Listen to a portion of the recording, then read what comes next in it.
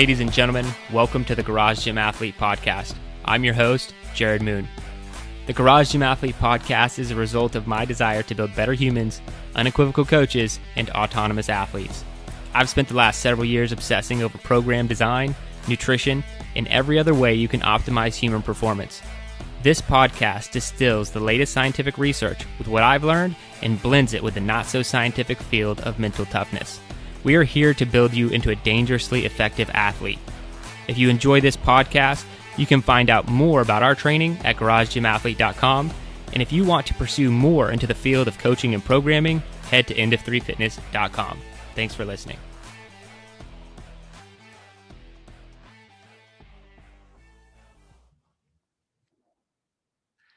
All right, ladies and gentlemen, welcome to the Garage Gym Athlete Podcast. Jerred Moon here with Kyle Schrum and Trampus Beatty. What's going on? Beatty. It's fine, sir. Oh, I love it. Yeah, if the first name doesn't get screwed up, the second name definitely does. It's going in. You just don't know what's going to happen. All right, so it's been like a weird mixture of people not being here, people here, but the constant right now seems to be Trampus. That's it. So I feel like he's really holding it down for the team. Dedication. Yeah. Freaking new guy. Dedication. There we go. Showing us So up. we'll get into it. But welcome again, Trampus. We're glad to have you here and in the future. Good Well, to be here. Kyle's Maybe. unsure.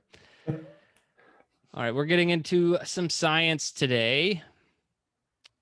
A 16-week concurrent exercise program improves emotional well-being and emotional distress in middle-aged women. The Flamingo Project randomized control trial of 2021. Was it Flamco? Flamenco. I read it as Flamenco. flamingo. I read it as Flamingo every time during my prep, and so it had to come out during the actual recording of the podcast because it's I don't know what that project is. I should have looked more into it, but I don't think that I we're know what going. that project is. I knew someone would have looked it up, so we'll get into it. But we're not diving a lot into the project itself. We're diving into so feel free to educate the listeners. Kai, what is that project? Let me get my sticky note. Flamenco is an acronym that stands for Fitness League Against Menopause Costs. So there you go. Good. Fitness Sorry, when you League stopped at Against Menopause acronym, Costs. I didn't know if there was going to be anything further. So Nope, it's an I acronym. lost That's for a it. That's all you second. need. It is But- actually an acronym that stands for something else. You're welcome. Specific project that's geared towards female health and vitality. Which is very cool. We don't cover enough female studies on the podcast. And to be honest, females are not very well represented in scientific literature just by nature. I don't know if it's because a lot of the studies we look at are more strength training based. And it's harder to recruit female athletes for something like that. I have no idea why it is the way that it is.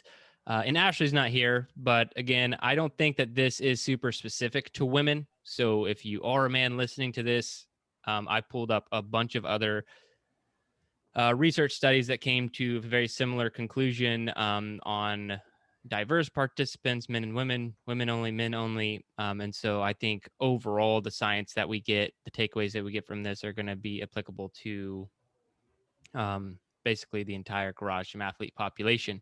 But this one is really cool. It's a randomized control trial. It included 150 middle-aged women. They're doing the study to analyze the influence of a supervised concurrent exercise program on emotional well-being and emotional distress in middle-aged women. So concurrent exercise, they're doing resistance training, and they were doing aerobic exercise. And the participants were allocated into a counseling or exercise group. The counseling group attended conferences on healthy lifestyle, including diet and physical activity topics. The exercise group followed a 60-minute concurrent aerobic plus resistance exercise training 3 days a week for 16 weeks. One thing that I found interesting, which they didn't have a lot of detail about in this specific study, but it said that they adjusted for body mass index and Mediterranean diet adherence. So I'm guessing that those two things, I don't know, I didn't catch what the body mass index parameter was, but I'm guessing they were excluding people of within certain parameters, excess body mass index or maybe too little even. And then Mediterranean diet adherence. So the Mediterranean diet is primarily, it's like the paleo diet, but fish only, and is the best way I could describe that.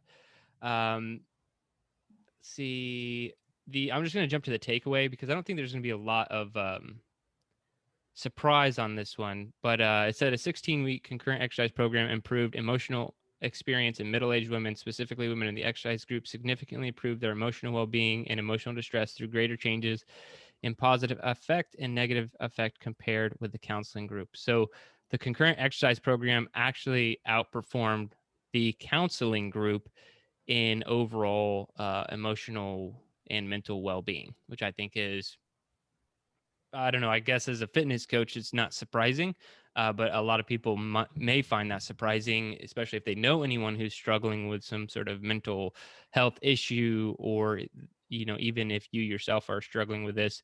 We're going to dive into some ways on how you could tackle it and some of our takeaways from it. And I'm going to talk about some other research, but first I want to hear from the team. What did you guys think about this study?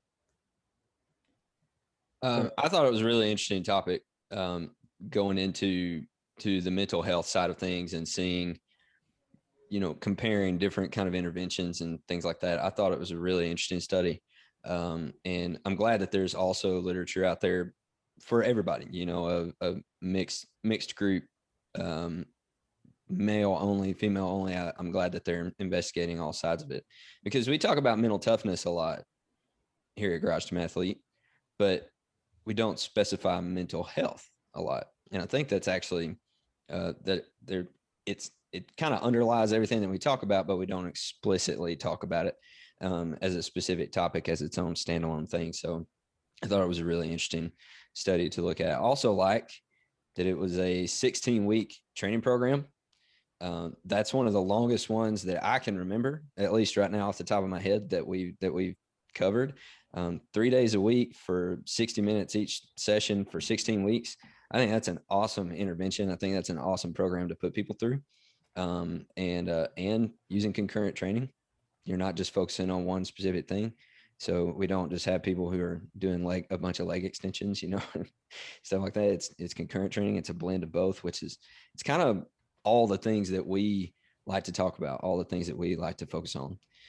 So I really enjoyed that, and seeing the results as well. It wasn't just that the concurrent training outperformed the counseling only group. It outperformed it by leaps and bounds. It was a huge difference, in the two interventions. And so I thought that was really interesting as well. Just seeing how training is so good for your mental health, and that counseling alone was not as effective. Now, I think we have to say as well that it's good to have a blend of both. And I think it's individualized, just like we say about everything.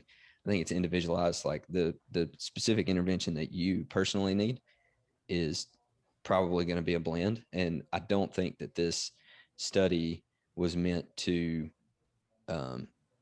discredit the value of counseling, and therapy. I don't think that's what it was meant to do. I just think that I think it was meant to show, here's another option. Counseling is not the only way that you can improve your mental health. Training helps you as well. And so when something outperforms something, it doesn't mean the other thing was ineffective or only moved in a negative direction. Like if we both race for a mile, and one person finishes faster, we both ran a mile at the end of the day. One of us just did it a little bit quicker, a little bit better, so to speak. So yeah, it's not to definitely not to throw any sort of negative comments towards counseling or therapy or anything like that. Those are all very viable options. Right. Absolutely. And that's something that's always stuck out to me as well, of with my mental health and with just like energy and all that, it's like, it's just kind of strange if you just think about it, how training, you expend energy to train, right? But you get an energy boost from training. You know what I mean? So it's like you're spending energy to get even more energy back, and you're spending, expending some, maybe even some, having to push yourself through mental exercises, but your mental health, your mental state feels better afterwards. You know what I mean? It's crazy to me how that works out. You know what I mean? Because it seems like it would be the other way around. If you're spending this much energy on a training session, you're going to be out that energy for the rest of the day, or that mental acuity for the rest of the day. And actually it's the opposite. For the most part, it's the opposite of training. Actually gives you an energy boost and a mental acuity boost and all those things. So I'm glad to see such strong evidence as well of just how much it can help your mental state. Trampus, what you got? Yeah, I mean, I agree with basically everything you said there. One thing I was thinking about, you don't know any of these women, you don't know any of their history. So I was wondering, like, what is their situation coming into training? Do they have any training history? Do they speak to anyone on a regular basis? I think that just going in and getting trained to do something, that may be all the counseling they needed to, was just some human interaction. uh and when was this study done? I don't remember seeing that. 2021. 2021. I mean, how many people are going through emotional distress from 2020 still haven't had any interaction with anybody? They get to come out and do some sort of training or something like that, and get get some human interaction with them. So they may have been getting a blend of counseling or just interaction along with training. And that's what I was saying. Is that some people just need alone time, introspection, physical training. You can get all of that from doing some sort of concurrent exercise. Some people just simply need to talk to someone, but pretty much everybody needs some amount of both in life to get over any sort of emotional distress. That was my main takeaways from this study. Yeah, I think that's a good point. This is an interesting time, to be conducting and publishing a study like this. You know what I mean? With the different kinds of mental stressors that we're dealing with. You know what I mean? Just kind of the whole world has kind of changed. Our society has changed a lot. The way we conduct our daily lives has changed a lot. So I think this is an interesting time, a good time really to be posting this kind of stuff. Yeah, and so I was looking a little bit more about why women, why this age group, and I pulled some information from the CDC, and it said during 2015 to 2018, 13.2% of Americans age 18 and over reported taking antidepressant medication in the past 30 days, which is a lot. So if you are an American taking an antidepressant, I'm obviously not your doctor telling you to get off your medication, but if you're not exercising and somehow listening to this, then you might want to try some exercise as a potential aid in the antidepressant. But it goes further. It says antidepressant use was higher among women than men in every age group. Use increased with age in both men and women. Almost 1/4 of women aged 60 and over took antidepressants. So it seems to be a little bit more prominent in females, which I did not know until diving into this study. So I think that's why this specific study was targeting emotional distressed middle-aged women, just to see how it could help them specifically, because maybe it's just a larger populace that is in need of some help. So I think that is really important. I pulled 2 other studies. So one's from 2020. And if anyone wants to look it up, it's called Regular Physical Activity, Short-Term Exercise, Mental Health, and Well-Being Among University Students. And it was done in 2020, and it was a 6-week aerobic exercise intervention, and it resulted in significant improvements in self-reported depression, overall perceived stress, and perceived stress due to uncertainty. And it says the present results confirm that there is a relationship between regular physical activity, cardiovascular fitness, mental health, and well-being among university students. They support the hypothesis that short-term aerobic exercise interventions can act as a buffer against depression and perceived stress in only 6 weeks of low to moderate intensity exercise. Now, this other one I'm going to read is a little bit longer, but it's done in 2006, and I feel like I just pulled up a bunch of research looking at this as I was preparing, and you can just kind of see when like a topic kind of gets picked up by, let's just say, the scientific community, and then it starts to gain a little bit more steam and traction. And I feel like it's not until more recent years that we're kind of like, yes, like physical exercise helps with these mental states. But this, going back to 2006, studies before, even I pulled some studies from 2011, it's more like there's mounting evidence, like it's up and coming, we think. But this 2006 study was actually looking at to what some of the mechanisms can be behind it. So I'm going to read it, but it kind of hits on two parts. So like the physiological response that the body's going through, but also kind of what you talked about, Trampus. So what's the psychological factors here? So I'll go through it. Like I said, it was done. It's just called Exercise for Mental Health, and done in 2006. Aerobic exercises, including jogging, swimming, cycling, walking, gardening, and dancing, have been proved to reduce anxiety and depression. These improvements in mood are proposed to be caused by exercise-induced increase in blood circulation to the brain and by an influence on the hypothalamic pituitary adrenal axis, and thus on the physiological reactivity to stress. The physiological influence is probably mediated by a communication of the HPA axis with several regions of the brain, including the limbic system, which controls motivation and mood, the amygdala, which generates fear in response to stress, and the hippocampus, which plays an important part in memory formation as well as in mood or motivation. Other hypotheses have been proposed to explain the beneficial effects of physical activity on mental health, include distraction, self-efficacy, and social interaction, which is what you were talking about, Trampus. While structured group programs can be effective for individuals with serious mental illness, lifestyle changes that focus on the accumulation and increase of moderate intensity activity throughout the day may be the most appropriate for most patients. Interestingly, adherence to physical activity interventions in psychiatric patients appears to be comparable to that in the general population. So just if you want to pull that one up, the reason I say that is because it was like a review paper, meaning almost everything I mentioned in there has a cited source. They're not just saying it. It's saying like it will help reduce anxiety and depression source. And then it'll say it helps the hypothalamic pituitary adrenal axis reactivity to stress source. Like it just has a bunch of sources in there if anybody wanted to, dive into this rabbit hole even further. But I really, like I'm saying, I don't feel like we're at this point where we're questioning that. It's just a matter of how we get people to exercise more, right? And I think that is the bigger question. Well, to that point, like what was the first activity you just read? Like walking?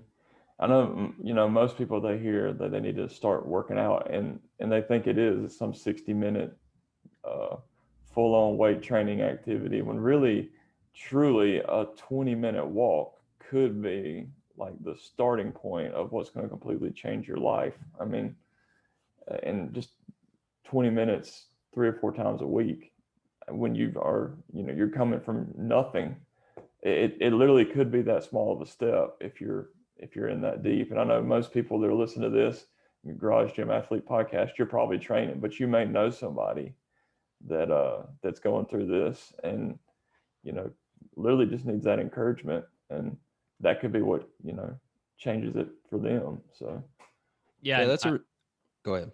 Yeah, I was just going to say, I don't know if I mentioned on the podcast, but my mom recently was like, I'm going to sign up for a Garage Gym Athlete. She's like, I need an exercise program. I'm going to do it. And, Emily and I were there and we were like, no, don't sign up for my program. How about you just start with very simple diet changes and go for a walk? And that's all we wanted her to do. And that's all we're encouraging her to do right now. And that's all she is doing. And you have to know someone's starting point, because the answer is not always a full training regimen. Like, we're more performance based. I think almost anybody can get involved in our training with very minimal equipment, especially with how many offerings we have these days. But if you are listening to this, or someone who has zero activity, and probably wouldn't have very good form with a kettlebell swing to start, let's just start with walking, but then get them there, because, or maybe it's walking for the rest of their life. It depends on the individual, but people who are more interested in training are going to train. But if you just are looking for mental health benefits, yeah, a walk. It listed gardening. Like, it's just getting outside and doing stuff. Yeah. Killing some comfort. What were you going to say, Kyle?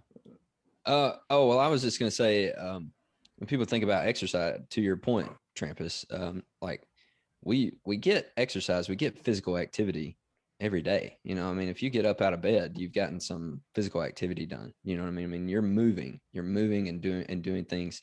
And that's part of, I mean, it really is, it's physical activity. And so it's kind of the same thing to me. It's like you have stairs you have to walk up at work, or you have stairs that you have to walk up to get into your house. You know what I mean? Like, that's physical activity. Like, you're already doing it. You know what I mean? I say the same thing to people who say that diets don't work for them. And I'm like, oh, so you don't eat food? Like, a diet is just the food that you eat during the day. Like, if you're eating food during the day, you're on a diet. You know what I mean? That's all a diet is. And so the difference between exercise and training to me is intentionality. Are you going out specifically to do a 20-minute walk to help with your mental health, or a 20-minute walk to help start a path and a habit of training more regularly and training for specific goals and things like that? Like, that's the difference. So, like, exercise, physical activity, is something that you do every day just by existing. You know what I mean? Just by getting up and moving, you're already doing it. And so to me, it's like, you're already exercising. You know what I mean? Like, let's throw a little bit of intentionality into it, and let's do this specifically for this specific purpose.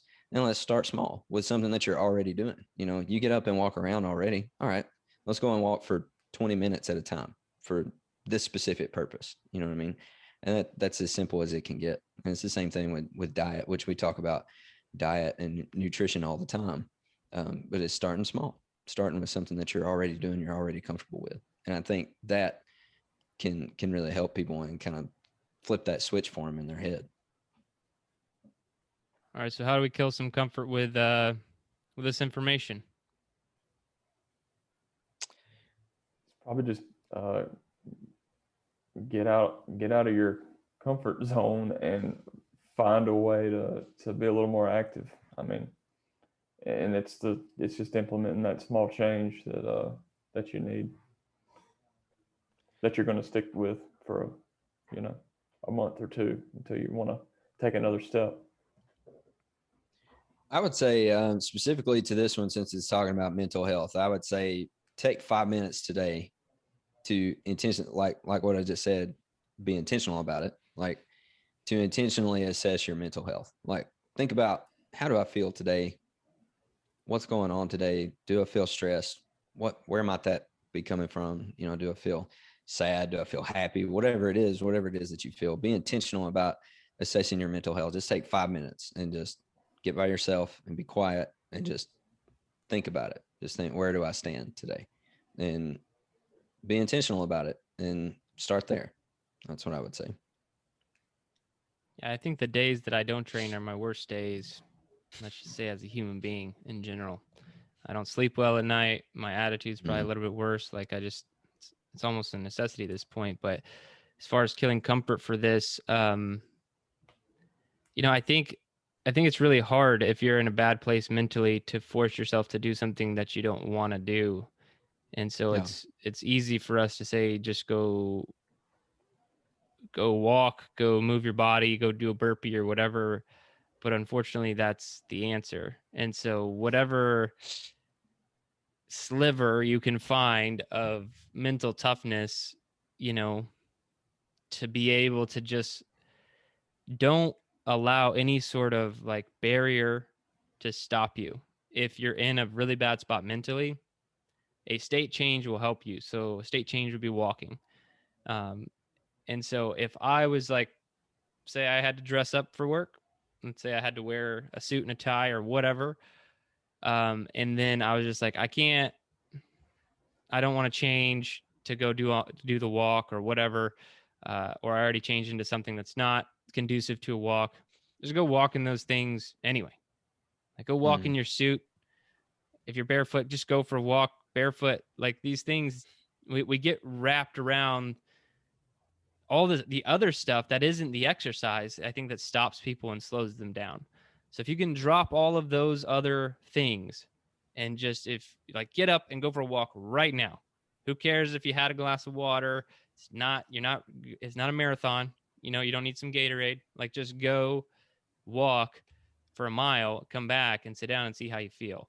And I think that's the hardest part of the whole thing. If you're actually in a really bad spot mentally, is just the initial doing. But after you get it done a few times, it'll become easier and easier. So do whatever you can to get it done, and drop as many of the barriers you think exists that actually aren't stopping you from moving your body.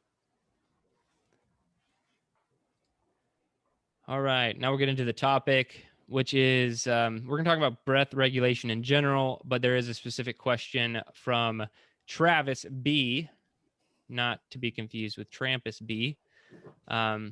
Do you have any suggestions or advice on dealing with breath regulation when wearing the weighted vest during workouts like Murph, particularly the suffocating feeling that the weight causes? I listened to your podcast on breathing ladders. I'll have to check that out. Thanks for any advice.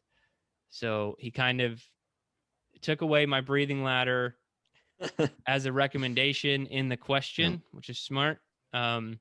Even though that will still be one of my recommendations. But so how do we breathe better in exercise, specifically Murph? I know Trampus has plenty of Murph experience. Kyle has some Murph experience, not to the Trampus level. So how do we answer this one? What's the advice for Travis here? Right. I actually consulted a professional and local celebrity on this as well. Local celebrity. His name is Christoph Morgensen. And his and my comments would probably be pretty close to the same, and just general breathing, because I mean, with the vest or without, you're learning to breathe through your nose, and not so much just to breathe through your nose, but you just learn how much breathing it actually takes for you to like control your heart rate and to stay comfortable, while working out. You just got to build it up, and it's suffering at first, but it does take time once you get it built up. And then specifically with wearing a vest, make sure your vest is sitting right. So you don't want it hanging too low. You kind of want it up and high, and you want it tight. You don't want it flopping around. But if you wear it a little bit higher, that leaves more room in your abdomen to expand, to get those good deep belly breaths. And then just the other idea I'll throw out is there's a lot of people out there with resources on breathing, and Brian McKenzie is a big proponent of nasal breathing and breathing in general. I think he has a book or two, and a lot of good resources out there to tackle all that stuff. But those would be my tips. Kyle? So I would say I had a bunch of tips, but I would just say kind of specifically focus on your breathing outside of training. Like breath training is not just for during your workouts, during your training sessions. Like breath training happens all day because you're breathing all day. You know what I mean? It's just kind of like what I was talking about with being intentional with your training, being intentional with your breathing, being intentional with paying attention to, how you breathe at rest, or how you breathe when you start your training session, or when you're walking around the house, or what, does your breath go up? Does it get shorter? Take some time to specifically focus, do some specific breath training outside of your workouts. As far as working out, train more with the vest if you want to. If you want to get better at vest breathing, then you need to train more with a vest on. So to me, that's the best way to do it, is just train more with the vest, and you get used to it, and you learn those different ways to breathe. There are also other things you can do as far as like changing up the workout a little bit, like zone 2 Murph. Zone 2 Murph will force you to be intentional with your breathing, because you're required to keep your heart rate in zone 2. So that's a good way. The workout itself, especially if you're training for Murph, doing the zone 2 Murph, specifically trains you on how to get your breathing right when it comes to doing Murph in general. So just all those different, and I have a bunch more, but I don't want to take any from Jerred. But Well, also, I'll also second the breathing ladders. I was going to say breathing ladders too, but he took it away in the question. I was like, you mentioned breathing ladders, do the breathing ladders. That'll teach you. You know what I mean? That's one of the best ways to do it as well. yeah, I don't mind stealing something before Jerred has a chance. You mentioned zone 2 Murph. When I would do a zone 2 Murph, I tried, and sometimes when you're doing zone 2 Murphs, you kind of lose lose your thinking. You're not moving real fast. You have time to think. But I would attempt to do all those nasal breathing, and basically anytime zone 2 is programmed, whether it be Murph or running or on a bike, try to nasal breathe. That's the time to really focus on it. But go ahead, Jerred. Yeah, dude, you just slipped in there. It wasn't even your turn and took like my main one. So I was like, this is the only one I can really hit on since Kyle already talked about zone 2. I can just go nasal specific. You called me Beatty at the beginning of this. So. Yeah. Done.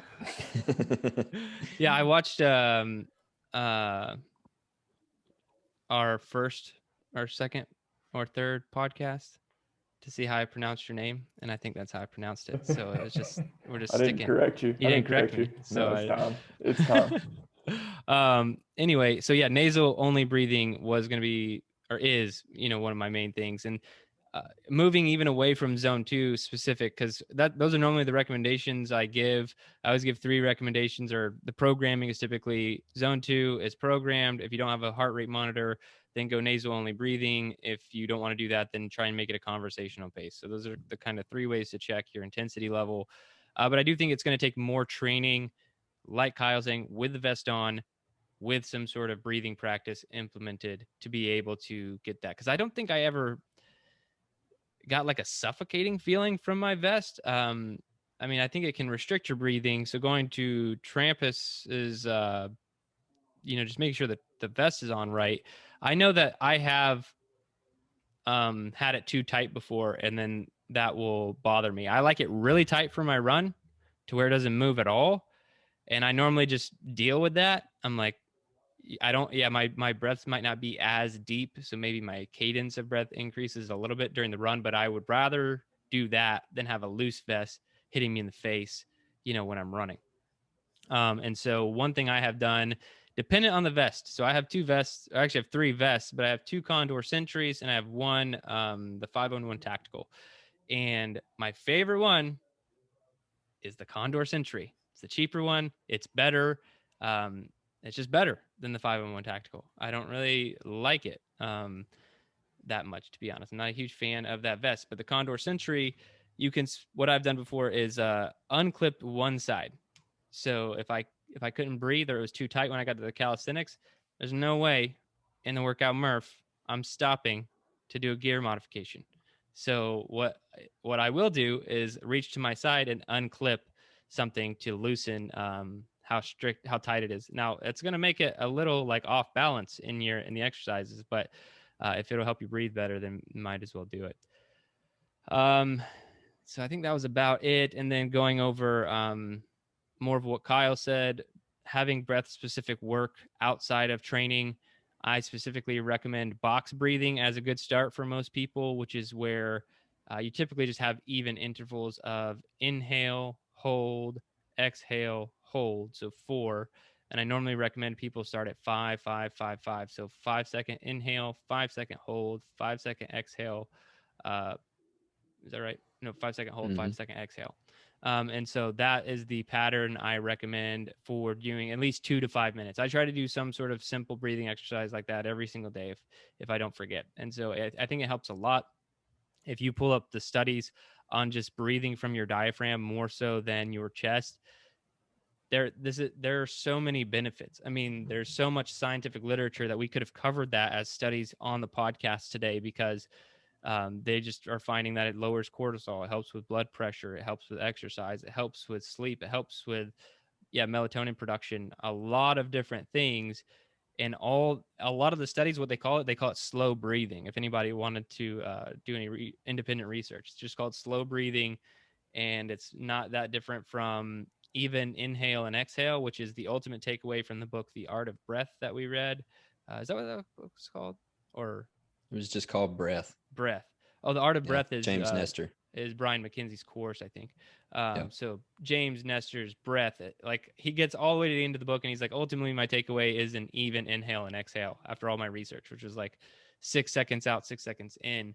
And there's just so many benefits. So I really recommend for beyond training, having some sort of breath regulation practice in your day to day. And I think that it'll go a long way. So that is about all I have on breath regulation in general and specifically with Murph.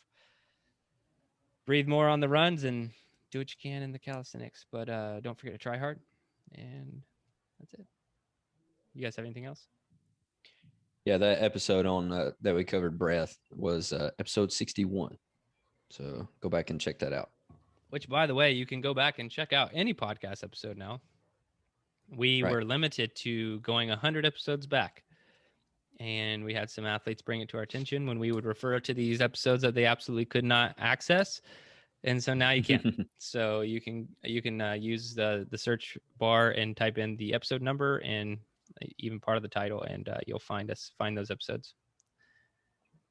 All right, get into the workout. Anybody want to brief it? Got it up.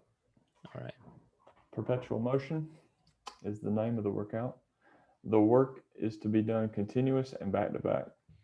You have a 7-minute AMRAP wall climbs, 3-minute AMRAP burpees, 5-minute rest, 7-minute AMRAP push-ups, 3-minute AMRAP double unders, 5-minute rest, 7-minute AMRAP sit-ups, 3-minute AMRAP thrusters, and 45 pounds for men and 35 for women.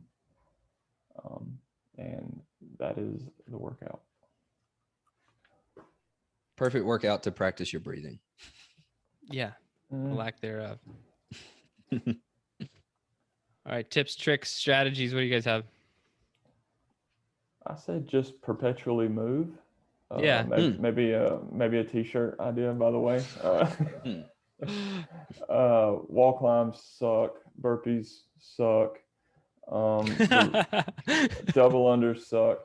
The rest is good. 5 minutes, unfortunately, though, will go by really fast with workouts like this because you'll just be, we got 10 minutes of work and then 5 minutes of rest, and it'll just be gone. So, but you should be able to keep a good speed, or at least just a like it's called, perpetually just moving in some speed or another with those 2 5-minute breaks. What you got, Kyle?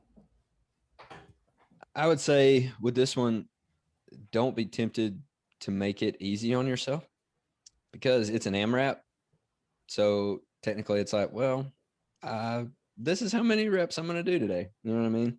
And I feel like you could make this one a lot easier if you wanted to. If you wanted to take it easy on this, you could. I would say don't. These AMRAPs, it's like, you want to push yourself. You want to compete against yourself. You want to show progression the next time that you do it. You want to get as many reps as possible. That's what you need to do. It's not about it's called perpetual motion. So we're talking about constantly moving, but it's not just about constantly moving. It's about constantly moving quickly and efficiently, keeping correct form, all those things that we talk about. But it's a meet yourself Saturday.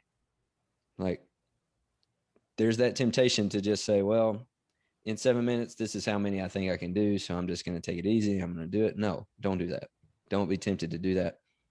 Push yourself, meet yourself, and really go hard on all this stuff. And Trampus mentioned 5 minutes of rest will go quickly. This 10 minutes of work will go quickly too. Like, it will. It may not feel like it in the moment, but it's going to go by quickly. And so push yourself. You don't have a whole lot of time to get those reps in. So push yourself and get those reps done. Also, I would say we programmed the weight on the thrusters for you. Don't be a hero. Did that on purpose. I wonder if anybody would go up intentionally. They're at the end of the workout. Take that into consideration. They're at the end of the workout. So Yeah, I'm glad that none of you broke the rule of the workout and your recommendations. You both mentioned it. It is called perpetual motion. If we were to just put this work into a training session, my recommendation would actually be very different. I would say break each of the sets into doable reps. Don't rest more than you have to, but take short breaks and then do a set each time. If we were in training, we're not in training. We're in Meet Yourself Saturday, which are optional, so you cannot do this workout at all and just follow our training as prescribed.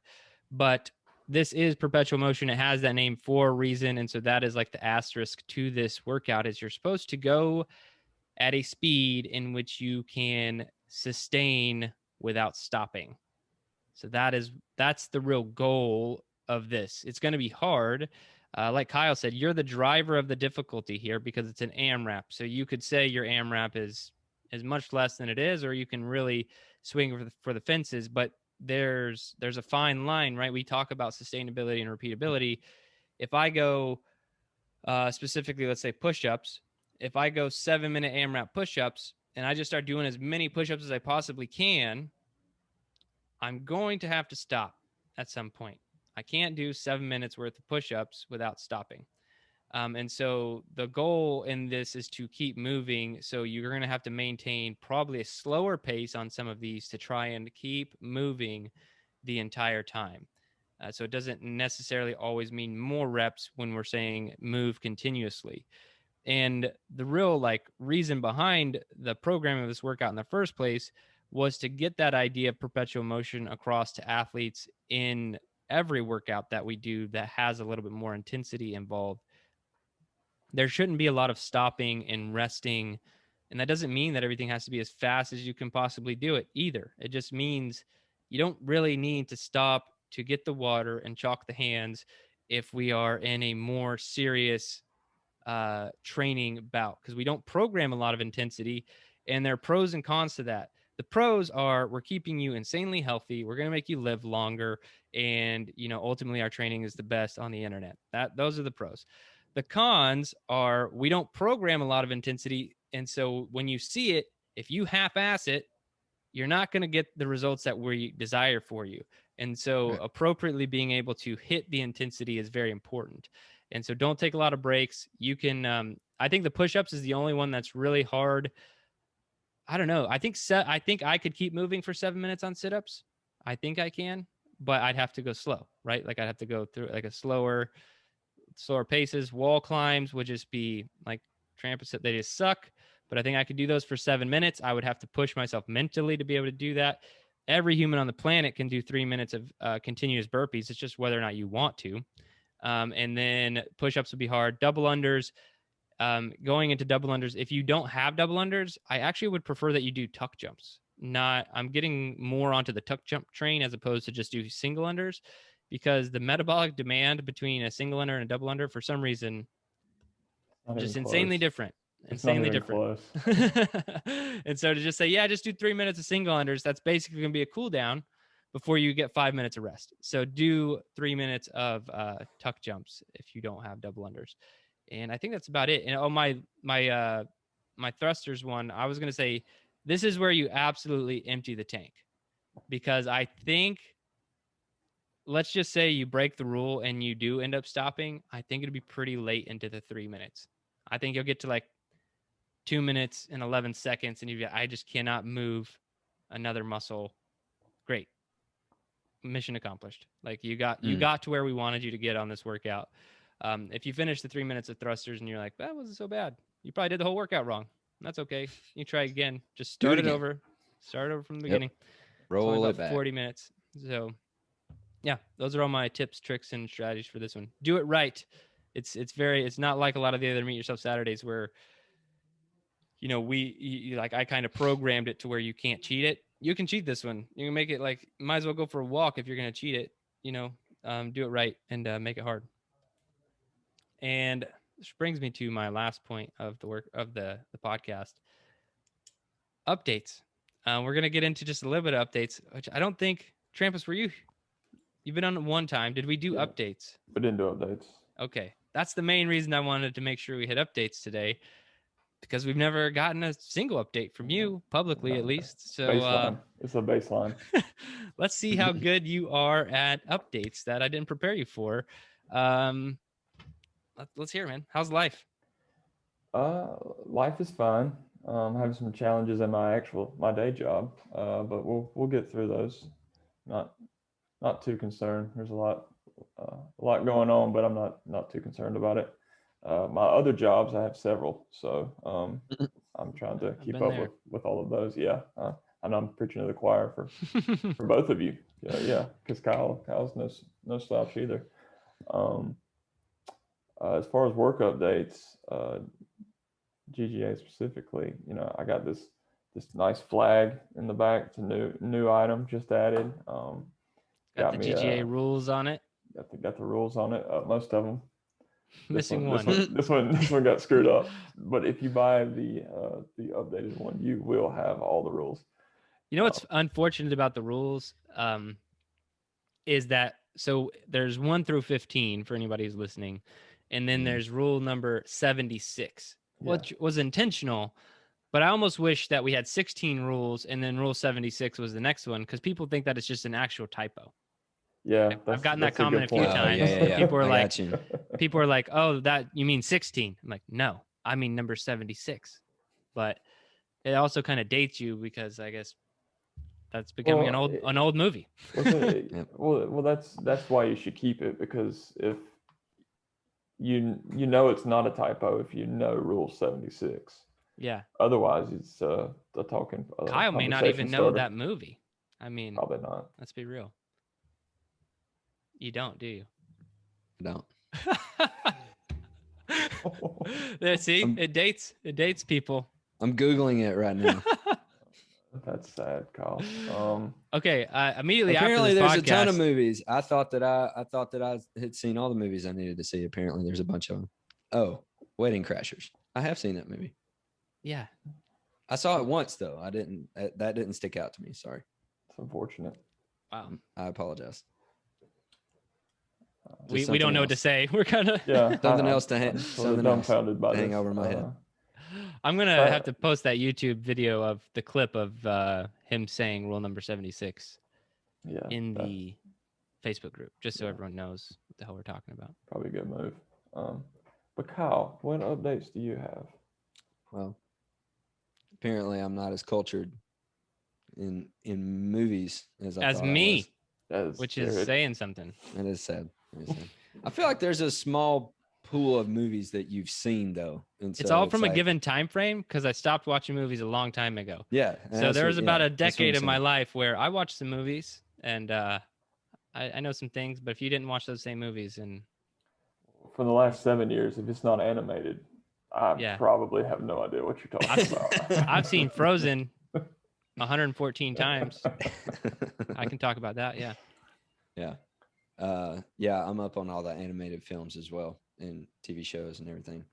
I would say updates for me, had an interesting weekend.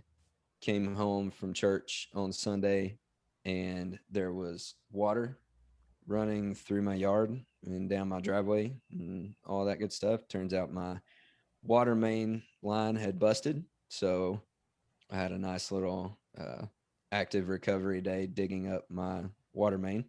Better than in your house. Better than in my house, which was great. Much better place. Got that whole line replaced, and then I filled it all back in with the dirt. Got it all done in one day. It felt good. Big accomplishment. But I was this is day 2 of the trench digging soreness. Even after the heavy squats impressive, yesterday. because it took the septic company at my house 2 weeks to dig a hole and fill it back in. So yeah, well, I'm impressed. I could have flown to Texas and dug it for you and flown back in the time that it took them. Yeah. For half the cost. No, you didn't hear him say septic. That's different than freshwater. Septic is different. Well, it's all brand new, so none of it had been used yet. Okay, well, that's fair. Anyway, so yeah, that's my update. A little active recovery in the front yard on Sunday. Fun times. Wow. All right. We really do need Joe here to keep these updates interesting. My goodness. I don't know what's not interesting about digging up a water line. I'm just joking. I don't have any updates either because I'm just going to bring it down. That's why I preemptively said we needed Joe. Because I don't know how many times I could say the office isn't done, and I'm waiting for it to be done. But I guess I'll give an update on that anyway. The office isn't done. HQ, small little HQ in my backyard, but they did finish painting it over the weekend, which is a big deal. So now we're waiting on electricity. We have that. We're waiting on electrical people to come install lights. There you go. Electricians. Electrical people. Electrical Yeah. people. Mhm. I like to be super, Like all inclusive, just in case they're not them. actually licensed, the people they end up sending. Caught in a bottle during a thunderstorm. Electrical people. That's what Sounds like some book Kyle would read.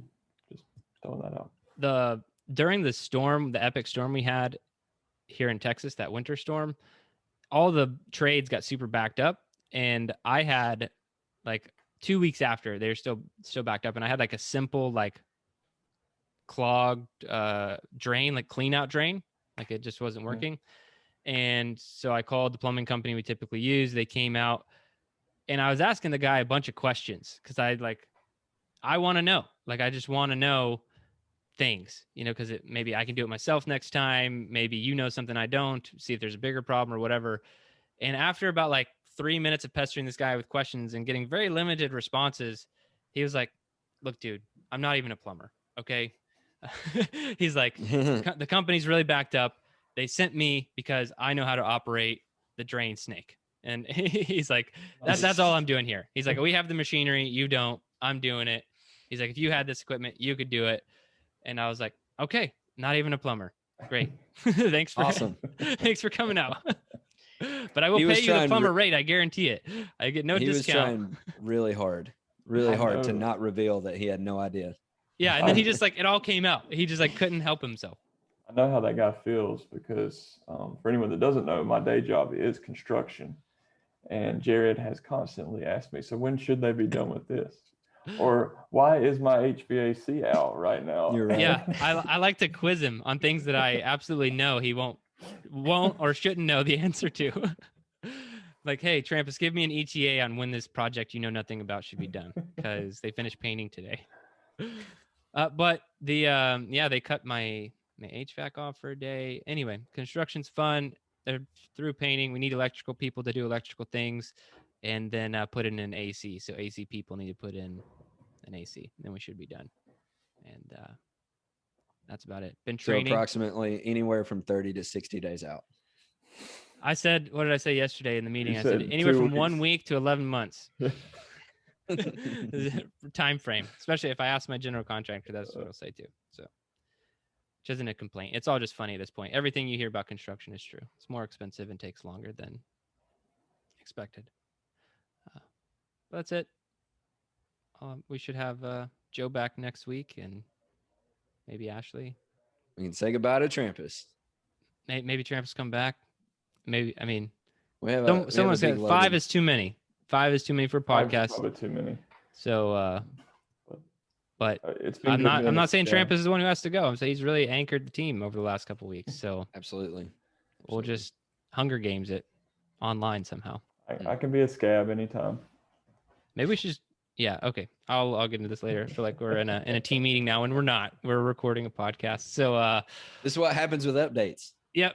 They get out of control and they go. That's why they're not at the front anymore. Yeah, because we spend 40 minutes on the updates and we should probably talk about the study that we prepped for.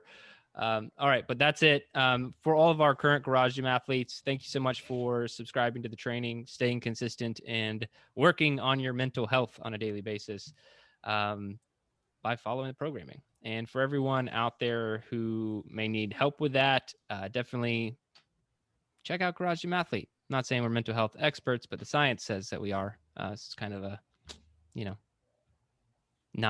indirect way to get to better mental health is follow Garage Gym Athlete training. And you can do that, sign up for a 14-day free trial, and we'll hook you up. But that's all for this week. And for my weekly reminder, if you don't kill comfort, comfort will kill you.